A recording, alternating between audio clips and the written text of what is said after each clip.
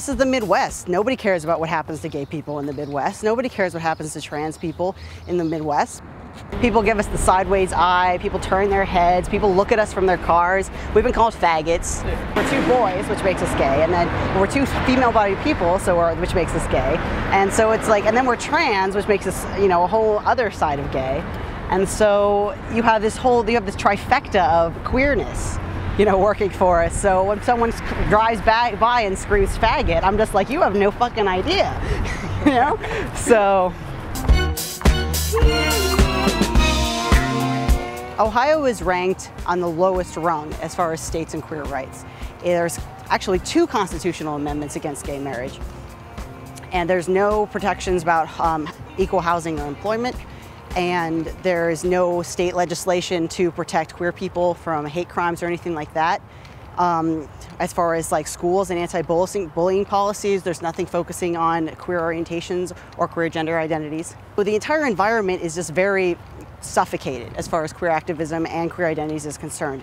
It's really hard for people to be out, really hard for people to get medical coverage, any kind of partner benefits. The general environment of Ohio is really conservative.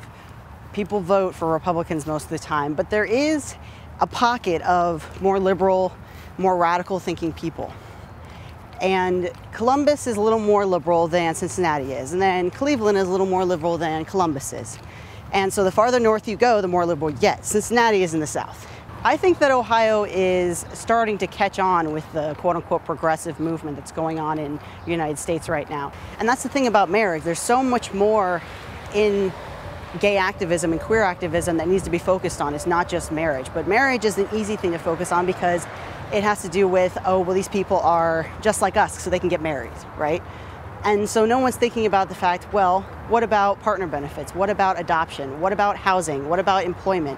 What about health resources? Are we going to have any kind of health care for people? What about safety? What about safe spaces? What about education? What about sex education? So right now I'm going to visit Mallory and Kearney, who are 2 representatives for District 9, which is where I come from in Cincinnati. And we're going to talk to them about Equal Housing and Employment Act. It's a Senate Act on 176 that actually came up yesterday.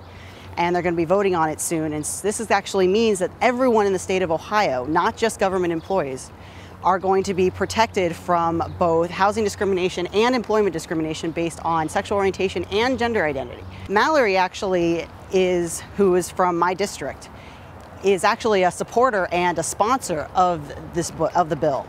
The other people who are supportive of us from other districts in the state won't even talk to us. They actually have called and said, we know who you are, we don't want to talk to you.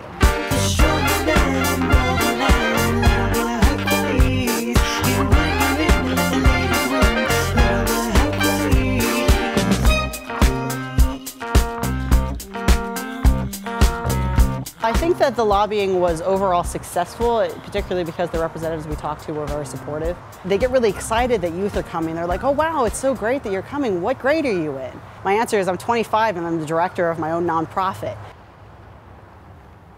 When I started doing queer activism specifically, what I was thinking about was making things better for people like me. Even if when I left the university or I left the city, things hadn't gotten better for me to live there in a better environment, at least the people who came after me would have something better.